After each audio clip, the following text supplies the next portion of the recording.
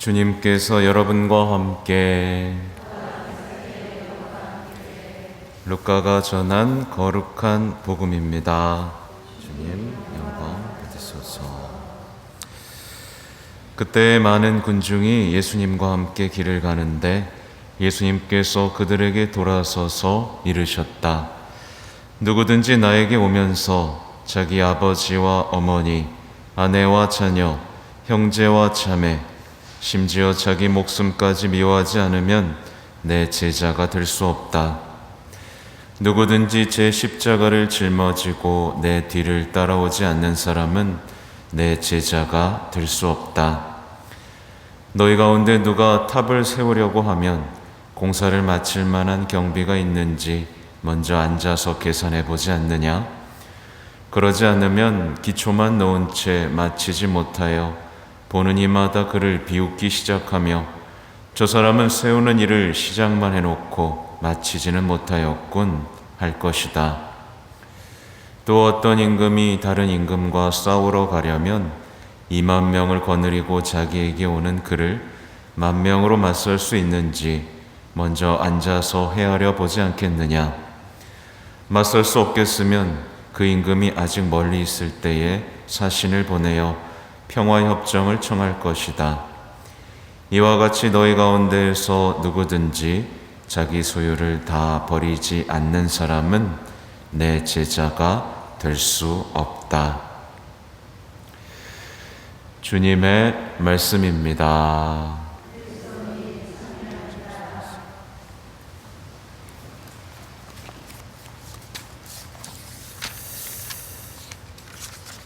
참 예수님,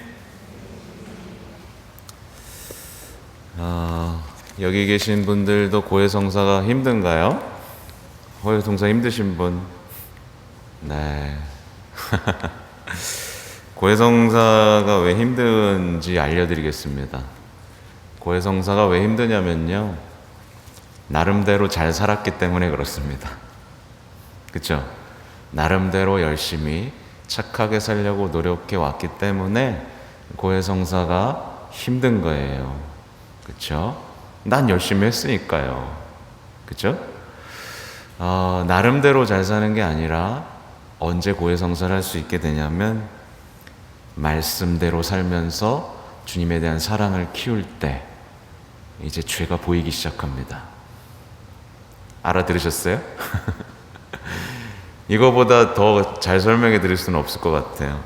그러니까 나름대로 사는 건 아까 말씀드렸죠. 나름대로 사는 건 예수님의 마음을 아프게 하는 겁니다. 왜냐하면 예수님의 말씀을 계속 자기 나름대로 사는 거잖아요. 그게 얼마나 예수님을 아프게 하는지 아세요? 네, 크게 아프게 합니다.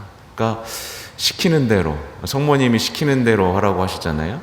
말씀대로 살면서 말씀에 충실하면서 예수님이 이래서 이렇게 하라고 하셨구나 라고 하면서 사랑과 친밀함을 키워가면 이제 죄가 보이기 시작합니다. 왜냐하면 예수님에 대한 사랑이 커졌기 때문에 무엇이 예수님을 아프게 하는지를 이제 알게 돼요. 그러면 예수님 죄송합니다, 이렇게 고백을 하게 되고 용서를 청하게 됩니다. 그때부터 신앙은 꽃을 피게 되고 열매를 맺게 된다는 것을 알려드립니다. 이제 쉽죠? 네, 그래도 어려운 것 같죠? 예, 제가 왜 이 얘기를 해드렸냐면 오늘 일독서 때문에 그래요. 오늘 일독서 내용은 정말 매일 읽어도 좋을 내용인데요. 이 내용이에요. 어떠한 인간이 하느님의 뜻을 알 수 있겠습니까? 누가 주님께서 바라시는 것을 헤아릴 수 있겠습니까? 네, 여기서 하느님의 뜻을 알 수 있는 분 계세요? 없죠. 주님의 뜻을 헤아리실 수 있는 분 아무도 없죠. 너무 크기 때문에 그래요. 너무나 크고 너무나 위대하기 때문에 우리가 우리의 작은 생각으로는 이해할 수가 없는 거죠. 이에 대한 고백이 이제 뒤에 나오죠. 죽어야 할 인간의 생각은 보잘것없고 저희 속마음은 변덕스럽습니다. 그렇죠? 그러니까 죽어야 할 인간의 생각은 정말 보잘것없잖아요. 뭐 여러 가지 생각을 한다고 하지만 주님에 비해서 너무 보잘것없고요. 그것을 삶의 기준으로 인생을 걸기에는 너무 변덕스럽습니다. 오늘은 이랬다가 내일은 저랬다가, 그렇죠? 뭐 10년 전엔 이랬다가 10년 후엔 또 저랬다가, 이런 거에다가 나의 인생을 건다는 건 굉장히 위험한 거죠. 근데 어때요?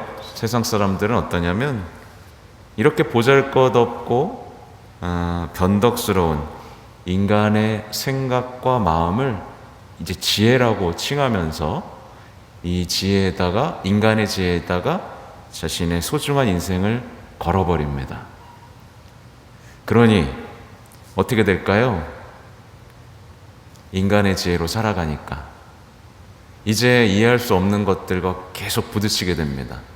난 최선을 다했는데 왜 나한테 이런 일이 생길까? 그러니까 예상치 못한 일들, 이해할 수 없는 결과가 들이닥치는 거죠. 그렇죠? 많이 경험하시죠? 도저히 이해할 수 없잖아요. 저 사람 착하게 살았는데 왜 저렇게 됐지? 뭐 예를 들면 이런 것들. 그래서 혼돈스럽고 고통스러운 시간들이 지속되고, 그래서 이게 현대인들이 겪는 삶의 혼돈과 우울입니다. 그러니까 인간의 지혜에 기대어 산 사람들은 이렇게 혼란스럽고 우울한 삶에 맞닥뜨릴 수밖에 없어요. 사실은 이게 죄이기 때문에 그렇습니다. 그러니까 하느님의 지혜에 따라야 되는데 인간의 지혜를 우상화한 거죠. 인간의 지혜를 우상화하면서 거기에 따랐기 때문에 희생제물만 바친 거예요. 우상숭배의 특징은 뭐냐면 희생제물을 막 바칩니다. 내 지혜로 막 열심히 합니다. 근데 받는 게 없어요. 약속한 걸 하나도 주지 않습니다.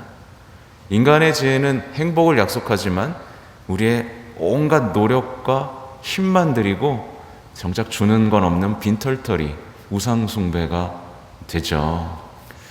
그래서 인간의 지혜로 숭배하면서 살아가는 이들이 결국엔 어떻게 되냐면 너무 힘드니까 결국에는 이제 신을 탓하게 됩니다.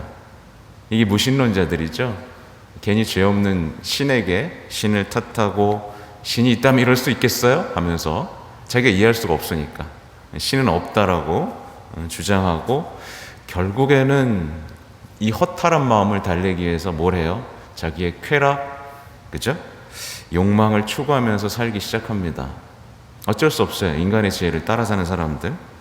그러면서 습관적으로 이제 남 탓하고 불평을 하는 삶 속으로 빨려 들어가고, 그러면서도 항상 절망과 패배감 속에 사로잡히고, 마지막으로는 어떻게 되냐면 결코 치유될 수 없는 우울, 상처 속에 머물게 됩니다. 혹시 이런 분들 계세요? 생각보다 많아요. 근데 여기서 벗어날 수 있는 방법이 뭘까요? 오늘 일독서에 나옵니다. 하느님의 지혜로 구원을 받습니다. 지혜로요.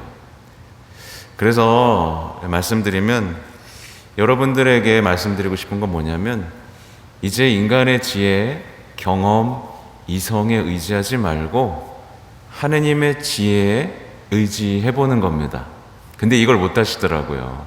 왜냐하면 인간의 지혜에서 하느님의 지혜로 넘어간다는 건 믿음이거든요. 하느님이 가장 진리이고 길이고 생명이구나 라는 거 넘어가야 돼요. 근데 믿지 않으면 못 넘어갑니다. 이 믿음의 조상들이 다 누구였냐면 아브라함과 성모님이었단 말이죠. 그 아브라함 잘 살고 있었잖아요, 그죠? 근데 하느님이 가라니까 가죠. 믿고 간 거죠. 내 지혜로는 여기서 사는 게 더 행복해요. 근데 하느님이 가라는 거에 의지해버리니까 이제 모든 믿음의 조상이 됐고, 성모님도 예수님을 뵈지 않는 게 더 행복한 겁니다. 사실은 미혼모가 더 힘든 일이 생길 거죠, 인간의 지혜로 봤을 때는. 근데 믿고, 네, 그대로 제게 이루어 주십시오 라고 믿음의 영역으로 넘어갔더니 어떻게 됐어요? 이제 삶이 변했죠. 그러니까 여러분도 오늘 이제 제가 이제 제자에 대한 얘기를 할 건데, 제자도 마찬가지예요. 에이, 제자로 사는 것보다 내 나름대로 사는 게 더 행복해 라고 생각하는 분들에게 오늘 말씀은 아주 쓸데없는 얘기죠. 근데 그래요? 그래, 한번 믿어보겠습니다. 제자로 한번 살아볼게요.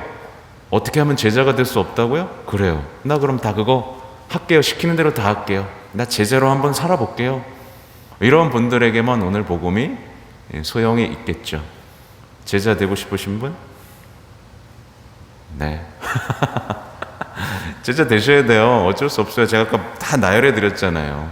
제자 되지 않는 것, 믿음 없이 사는 것은 결국 치유되지 않는 슬픔과 우울, 상처, 투성이 삶을 살 수밖에 없습니다.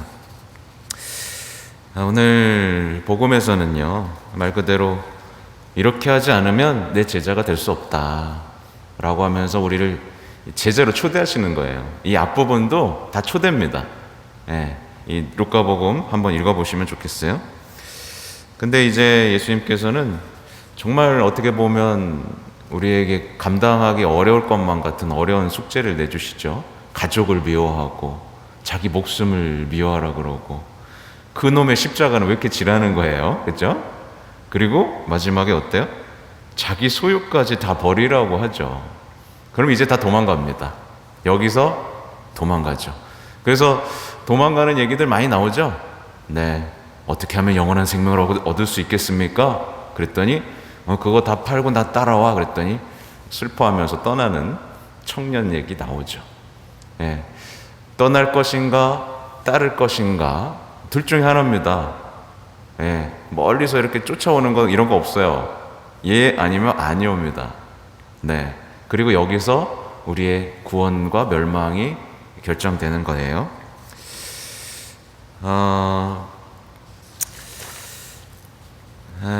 특별히 제가 좀 더 설명을 드리기 전에 한번 말씀드리고 싶은 것은 뭐냐면, 자기 소유를 다 버리라는 예수님의 말씀이에요.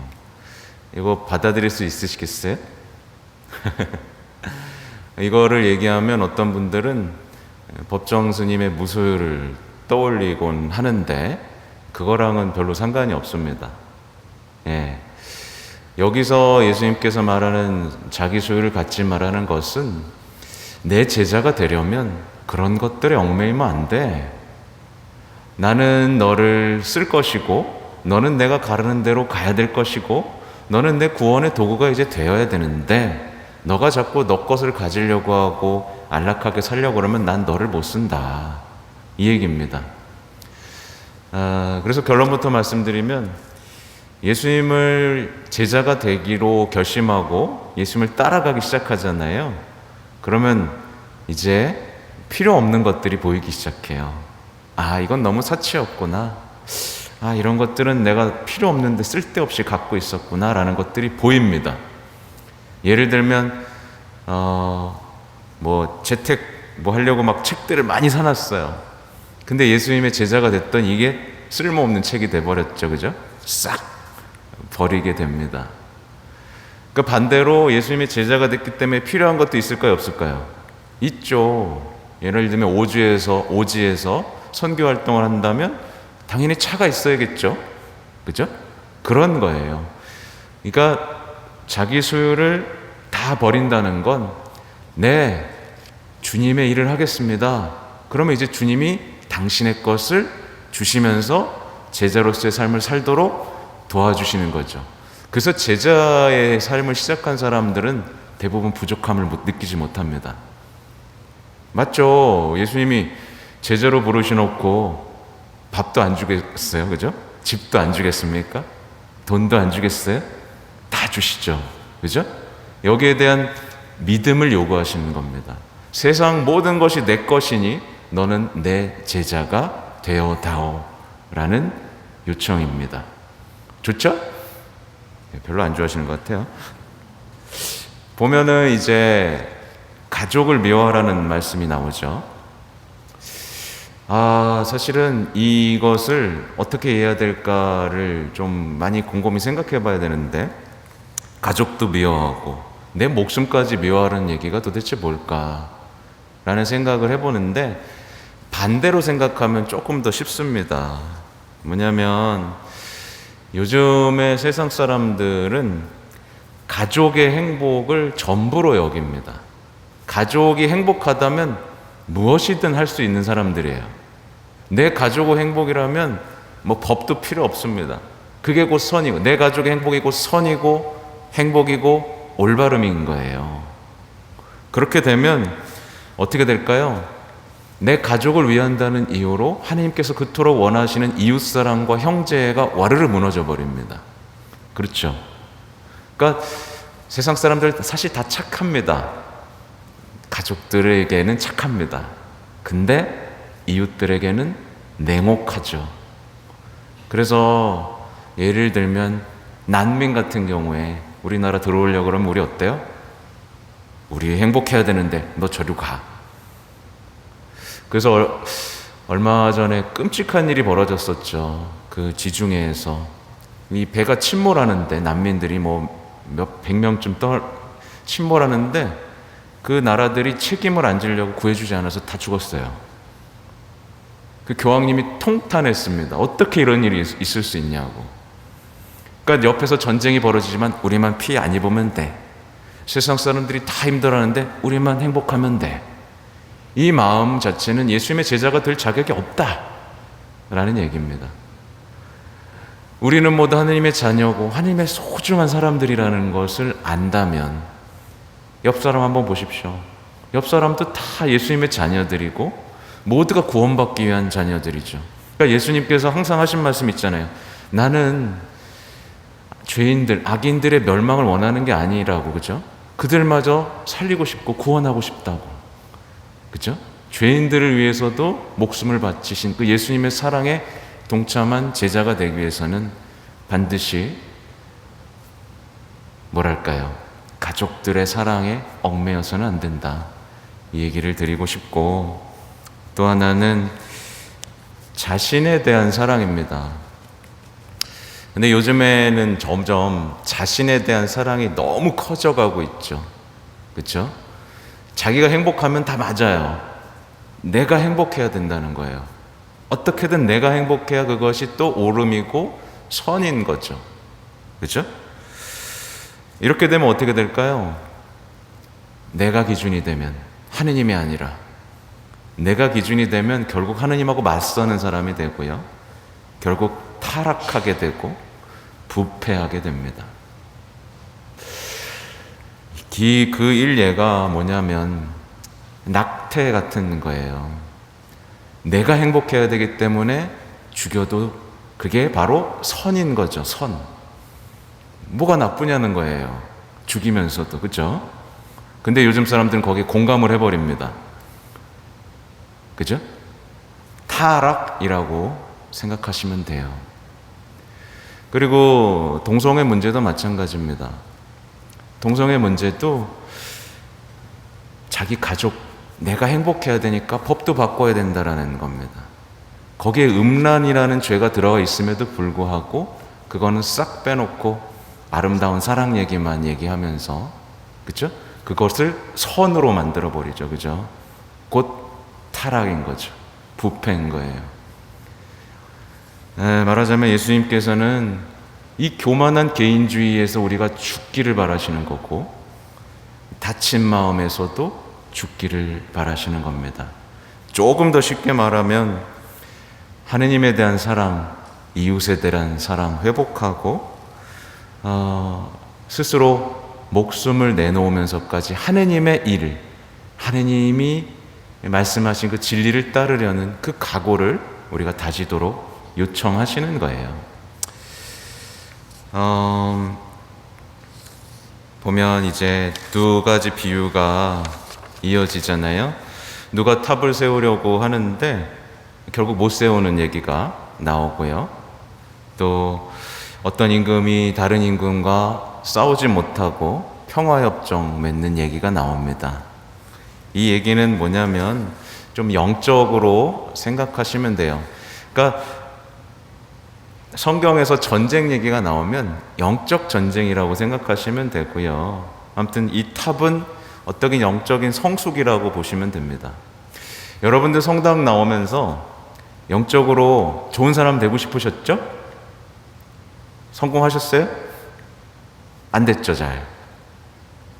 성당 나오면서 가족들이 행복하고자 하는 탑을 세우고 싶으셨죠? 그 탑 세워졌어요? 안 세워졌죠.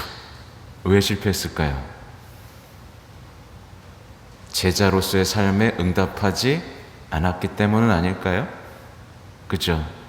만약에 제자로서의 삶에 응답했다면 나는 훌쩍 예수님을 사랑하고 영적으로 성숙한 사람이 되어 있었을 것이고, 가족들 간의 행복은 나의 십자가 짊으로써 분명히 열매를 맺었겠죠.